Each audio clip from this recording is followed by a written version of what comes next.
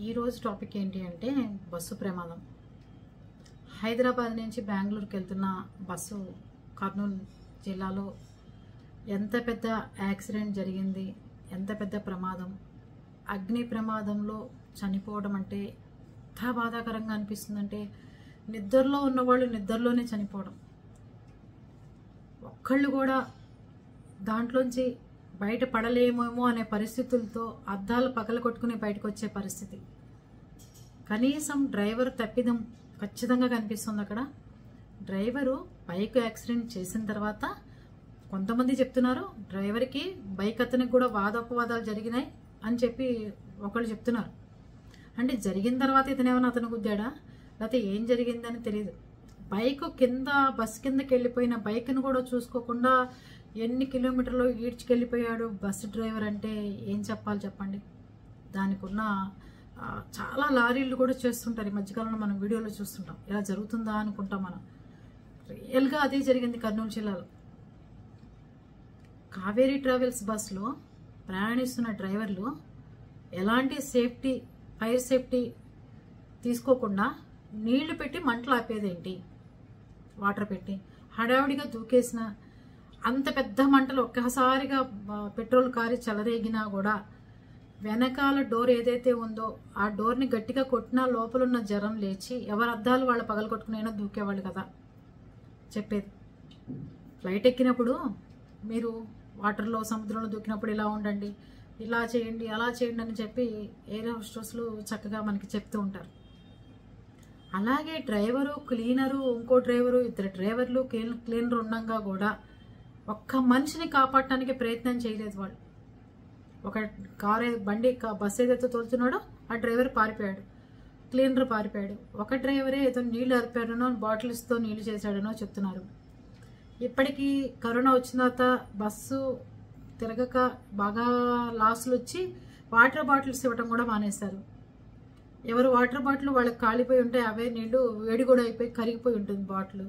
నీళ్లు ఇక్కడి నుంచి వస్తే మంటలు ఆర్పడానికి అక్కడ అది కూడా లేదు. మంటలు అంటుకోగానే కర్టెన్స్, లెదర్, ఫోము ఇవన్నీ ఉంటాయి కాబట్టి వెంటనే వ్యాప్తి చెందాయి. ఈ రోజు నుంచి చెప్తున్నానండి, సెంట్రల్ గవర్నమెంట్ అవని ఏదైనా అవని బస్సు డిజైన్ అయిన తర్వాత ఏదైతే బస్ డోర్స్ ఉన్నాయో అది ఎప్పుడైనా ప్రమాదాల్లో దూకే విధంగా ఉండే విధంగా ఏర్పాట్లు చేయండి. బస్సు స్టైల్ అంతా మార్చుకునే విధంగా చూడండి. అంటే అద్దం పగిలింది కాబట్టి బలంగా అతను కొట్టగలిగాడు కాబట్టి ఆ రమేష్ ఫ్యామిలీ బతికి బట్ట కట్టింది. ఇద్దరు రమేష్లు ఎక్కారు. ఆ ఫ్రెండ్స్ ఇద్దరు పేర్లు రమేష్లే. ఒక అతను నెల్లూరు ఫ్యామిలీ మొత్తం చనిపోయింది. ఇంకో రమేష్ ఫ్రెండ్ లేపి అద్దం పగలగొట్టి తన ఫ్యామిలీని బయటికి పంపించి ఇంకో తన తర్వాత ముగ్గురు దిగి వచ్చే లోపలే ప్రమాదం జరగటం, తన స్నేహితుడు భార్య, పిల్లలు కాలిపోవడం అంతా జరిగింది. ఇద్దరు కలిసి ఒక రమేష్ వాళ్ళ బావగారు అక్క హైదరాబాద్లో ఉంటే రమ్మని ఫోన్ చేశారట, పండక్కి రారా సరదాగా ఉందామని. ఎంతో ఆశలతో పండగ జరుపుకుని చక్కగా అన్నీ చూసుకుని తిరిగి ప్రయాణం అయ్యి మళ్ళీ పొట్టకూటి కోసం వేరే బస్ ఎక్కి ఆ ఊరు వెళ్తున్న వాళ్ళకి ఎంత ప్రమాదం జరగటం అనేది చాలా బాధాకరమైన విషయం అండి. ఇంకోటి చెప్తున్నాను, ఫైర్ సేఫ్టీగా ఏది తీసుకోకుండా బస్సులు ట్రావెల్స్ చేయటం, క్లీనర్లు, బస్ డ్రైవర్లు చాలా ర్యాష్గా బిహేవ్ చేయటం, వెహికల్స్ని ర్యాష్గా తోలటం, టైం సేవ్ అవ్వాలని చెప్పి వాళ్ళు ఇష్టారాజ్యంగా అసలు రోడ్డు మీద ఉన్నారు అంటే వాళ్ళ కింద ఈ కార్లు ఉండని, విమానం ఉండని, ఏదైనా ఎక్కిచ్చేస్తాం అన్నట్టుగా తోలటం, ఇవన్నీ చాలా సర్వసాధారణ విషయాలుగా జరిగిపోతున్నాయి అందరి లైఫ్లో. వాడు ఎంత లేట్గా బయలుదేరినా సరే మార్నింగ్ వెళ్ళాలనుకున్న టయానికి తీసుకెళ్లి బస్సు అక్కడ పెడుతున్నాడు. వాళ్ళ మీద అరిచినా ఎందుకు అంత స్పీడ్ పోతున్నావు, ఎందుకు అంత ర్యాష్ డ్రైవింగ్ అన్నా పట్టించుకోవడం కానీ, ప్యాసింజర్లకు ఇంపార్టెంట్ ఇవ్వటం కానీ, టిక్కెట్లు పెట్టి కొనుక్కున్న వాళ్ళకి మర్యాదలు ఇవ్వటం కానీ అసలు పోయింది. అంతా పోయింది. ఇంకా లెక్క చేయడం ఏం లేదు. ఏదో అతని దయాదాక్షిణ్యం మీద మనం బస్ ఎక్కి కూర్చుంటున్నామేమో, అతను మన ఫ్రీగా తీసుకెళ్తున్నాడేమో అన్నట్టు బిహేవ్ చేస్తున్నారు కండక్టర్లు కానీ, క్లీనర్లు కానీ. చాలా మంది ఈ మధ్యకాలంలో కంప్లైంట్లు అవే. ఇంకోటి చెప్పాలి, బస్సు నడపంగానే సరిపోదు. ఎవరైనా బస్సు ఓనర్స్ ఉంటే ఆ నడిపేటప్పుడు ప్రమాదాలు జరిగినప్పుడు ముందు మీ ప్రాణాల కంటే నాకు ప్యాసింజర్ల ప్రాణాలే ముఖ్యం, అలాంటప్పుడే మీకు జీతాలు వస్తాయి, అలాంటప్పుడే మీకు పనిష్మెంట్లు ఉండవని ఏ బస్సు ఓనర్ అయితే చెప్తాడో అప్పుడు అంతా బాగుంటుందండి. చెప్తారో చెప్పరో నాకు తెలియదు, కానీ అలా చెప్తేనే బాగుంటుంది. అదే సుత్తు ఒకటి తీసుకుని మొత్తం అద్దాలు రాళ్ళలో తీసుకుని మొత్తం అద్దాలు పగలు కొట్టుకుంటూ వచ్చేసి అప్పుడు పారిపోయినా ఏమైంది? ఊరికి ముందు దేనికి పారిపోయావు అసలు నువ్వు? నిన్ను మంటల్లో చిక్కుకున్న వాళ్ళు ఎవరు నిన్నెందుకు కొడతారు? నువ్వు డ్రైవర్ అని తెలుసా నిన్ను కొట్టడానికి పోయి నువ్వు పారిపోతే? ముందు 3 ఉన్నారు డ్రైవర్లు, 2 డ్రైవర్లు, 1 క్లీనరు. అన్ని వైపుల నుంచి అద్దాలు పగలు కొట్టుకుంటూ వచ్చేస్తే అంతమంది అన్న కనీసం సేవ్ అయ్యేవాళ్ళ? ఇదే మంటల్లో మీ ఫ్యామిలీ ఎవరన్నా తగలబడిపోతుంటే మీకు ఎలా అనిపిస్తుంది? ఇలాగే పారిపోతారు మీరు వాళ్ళని వదిలేసి? దూకేటప్పుడే వెనక డోర్ని పగలగొట్టడం, గట్టిగా కొడితే వాళ్ళందరూ బయటకు వస్తారు. ఇరుకు సందండి, ఇంత ఇరుకు సందు లోపలికి వెళ్ళాలంటే స్లీపర్లో. ఇప్పుడు అసలు అంతా నేల మీద సిట్టింగ్. ఇంతకు ముందు అయితే కొంచెం టేబుల్ లాగా కొంచెం ఎత్తుగా ఉండేది ఏది స్లీపర్స్ సిట్టింగ్. ఇప్పుడంతా నేల మీదకి. ఏది జరిగినా ఏది గుద్దుకున్నా తలకాయలు పగిలిపోయి చచ్చిపోయేట్టు, కింద పడుకోవడం, పైన ఏమో కూర్చునేటట్టు. అస్సలు ఈ బస్సు డిజైన్సే బాగోలేదు. ఇస్తే మొత్తం సీటింగ్ ఇవ్వాలి, లేకపోతే మొత్తం స్లీపర్ ఇవ్వాలి. అలా కాకుండా పైన ఒకళ్ళు కూర్చోవడం, కింద ఒకళ్ళు పడుకోవడం, అటు పక్కన ఒకళ్ళు ఇటు పక్కన ఒకళ్ళు. చాలా డిస్టర్బెన్స్గా ఉంది బస్సులు ఎక్కాలంటే ఈ కాలంలో. సాఫ్ట్వేర్లు పాపం అది తప్ప గతి లేదు వాళ్ళకి. అప్పటికప్పుడు ట్రైన్లు అంటే రిజర్వేషన్స్ ఉండవు, ఎక్కడికో వెళ్ళెక్కాలి. బస్సు అయితే బాగుంటుంది కదా అని అందరు ఎక్కడం. 25 మంది ప్రాణాలు అంటున్నారు, 20 మంది అని కొంతమంది అంటున్నారు, 50 మంది ఎక్కితే అప్పుడు దాని దగ్గర 15 మంది హాస్పిటల్లో ఉంటే 35 మంది లెక్క వస్తున్నారు కదా.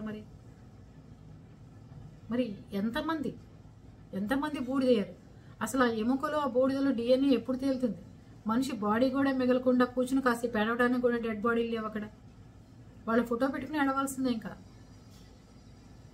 మన కళ్ళ ముందు వాళ్ళని తాకో చేసో ఏడ్చి కాసేపు మొహం రూములో చూసుకుంటే ఆ మనిషికి చివరి చూపు కాస్తన కళ్ళల్లో ఉంటారు. అదేదీ లేకుండా మొత్తం బూడిద మిగిలింది. ఎంత బాధాకరమైన సంఘటన అండి ఇది.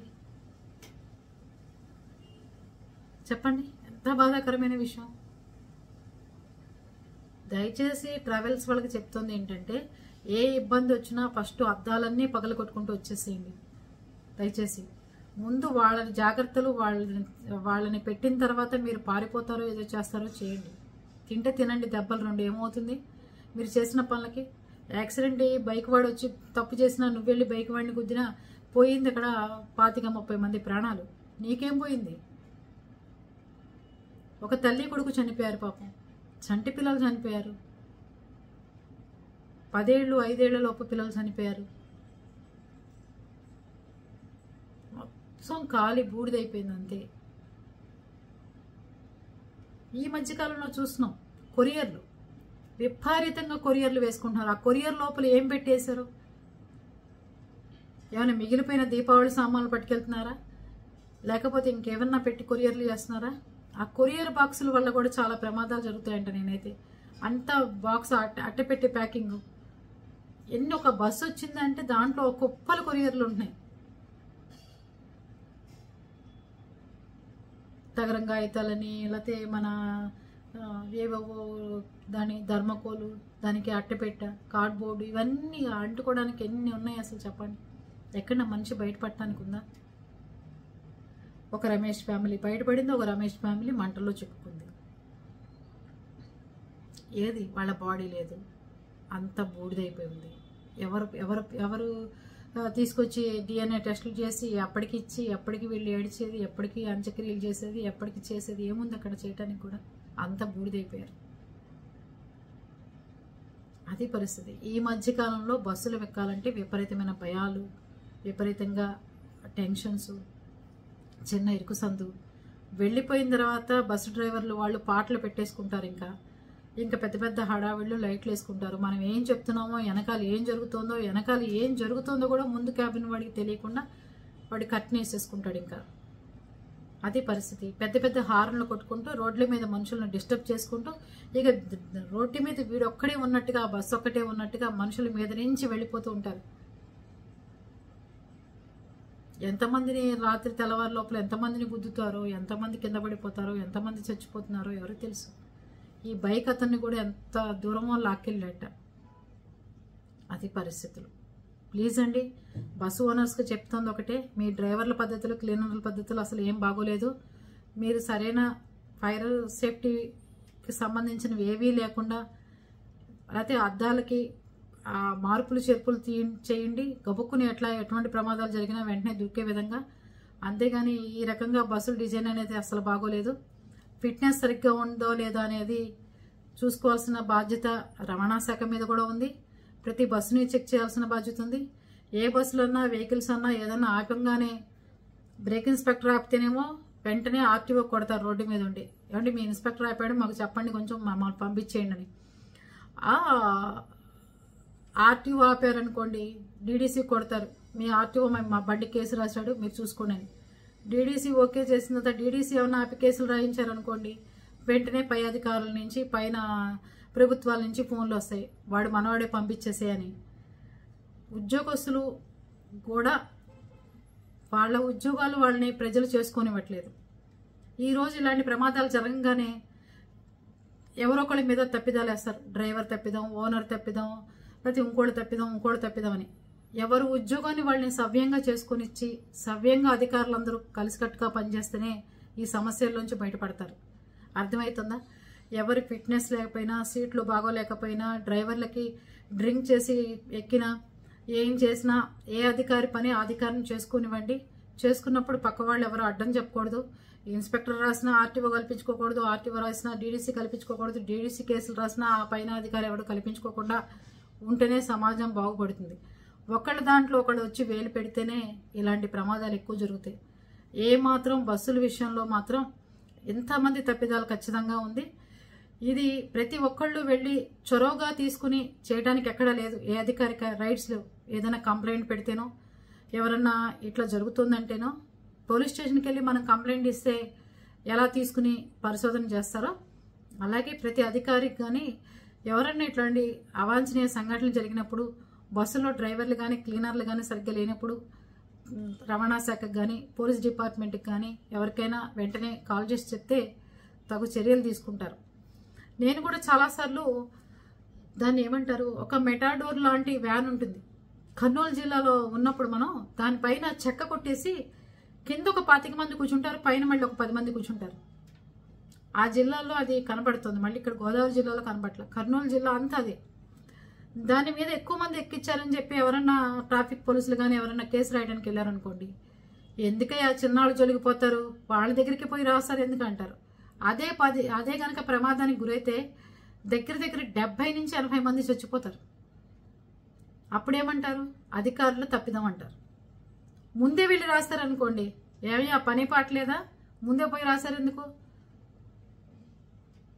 మీకేం పనులు చేసుకోరా, మీరు చిన్నాళ్ళ మీద పడతారు ఎందుకయ్యా అంటారు. అదే చిన్నవాడు రేపొద్దున ప్రమాదానికి గురైతే ఎంత. ఒక ఆటో అతను దగ్గర స్కూల్ పిల్లల్ని కానీ ఆటోలో కానీ నిలవ కూలీల్ని పొలాల పనులకు తీసుకెళ్లేటప్పుడు 25-30 మంది ఆడవాళ్ళని ఎక్కించుకుంటాడు.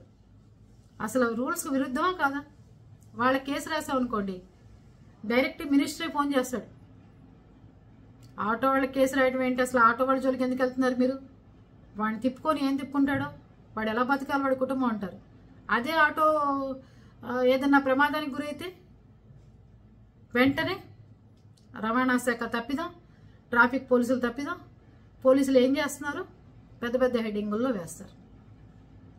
పట్టుకుని అరే నువ్వు ఇంతమంది పట్టించుకోకూడదు, నువ్వు 5గురిని ఎక్కించుకోవాలి, అట్లాగే వెళ్ళంటే వాడు ఎలా బతకాలని అడుగుతారు.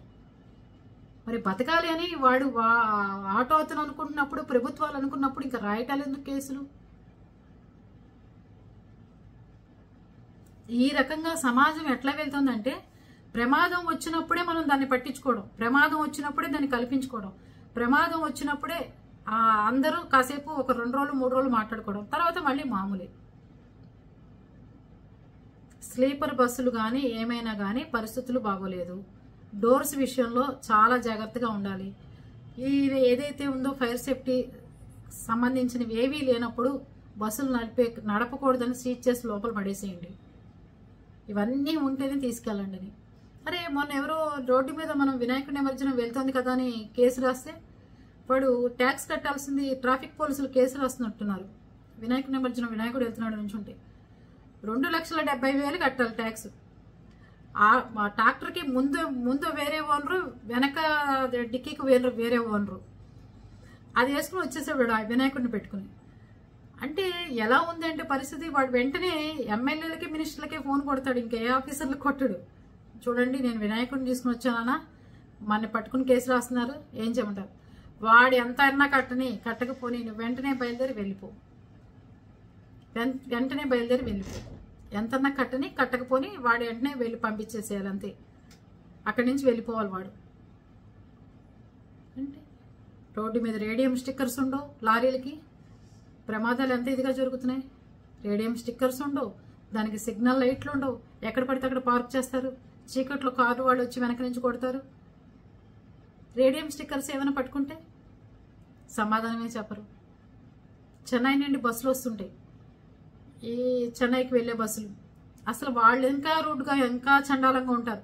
చాలామంది ప్యాసింజర్లు ఫోన్ చేస్తారు, మమ్మల్ని చాలా బస్ ఆపమంటే ఆపట్లేదు, మాకు చాలా రూడ్గా సమాధానాలు చెప్తున్నారు, అసలు వాళ్ళ బిహేవియర్ బాగాలేదు, వాళ్ళ పద్ధతులు బాగోలేదని. ఎవడైనా సరేనండి, పైకి వాడిని పట్టుకుని కేసు రాసినా ట్రాఫిక్ పోలీసు కానీ ఎవరైనా కానీ వాళ్ళు ఎమ్మెల్యేల దగ్గరికి వెళ్ళి రికమెండేషన్లు చేసుకుని, ప్రభుత్వాల దగ్గరికి వెళ్ళి రికమెండేషన్లు చేసుకుని ఫోన్లు చేస్తున్నారే తప్ప ఎవ్వరూ మనం చేస్తోంది తప్పని ఎవరు ఒప్పుకోవట్లా. అది ఎవరికి వాళ్ళు ఇది నేను చేస్తోంది తప్పు అనుకుంటేనే సమాజం బాగుపడుతుంది. ఒకళ్ళు చెప్తే కాదు, నేను చేస్తోంది తప్పని నేను అనుకుంటేనే నేను బాగుపడతాను, సమాజం బాగుపడుతుంది. అలాగే ఇంతమంది చావుకి ఎంతమంది కారణమయ్యారు.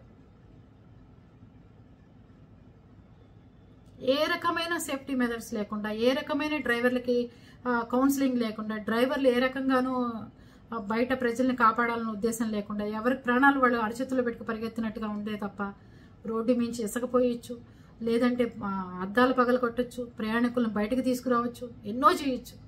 ఒక్కటి చేయలేదు. వాళ్ళకి వాళ్ళే అద్దాలు పగలు కొట్టుకుని వచ్చిన వాళ్ళు వచ్చారు, బయటకు రాని వాళ్ళు పోయారు, మిగిలిపోయారు.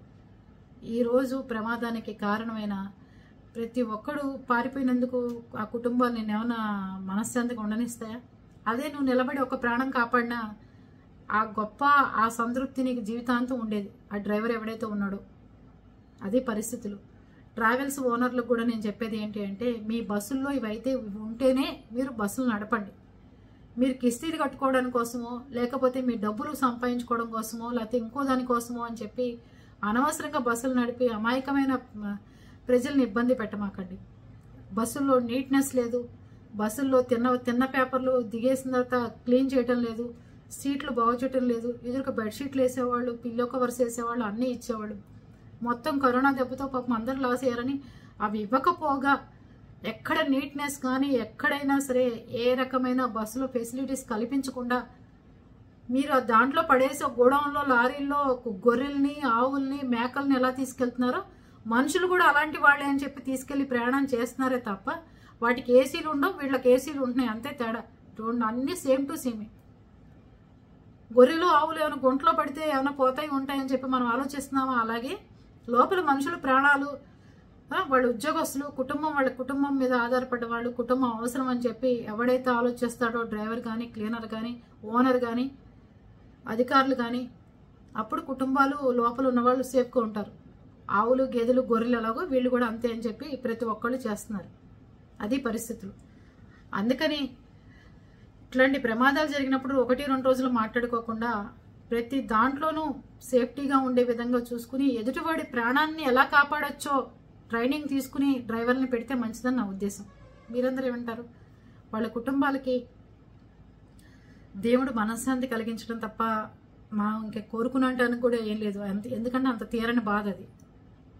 మనశ్శాంతి మెయిన్ ముఖ్యం ఇప్పుడు వాళ్ళ కుటుంబానికి, అదే లేకుండా అయిపోయింది.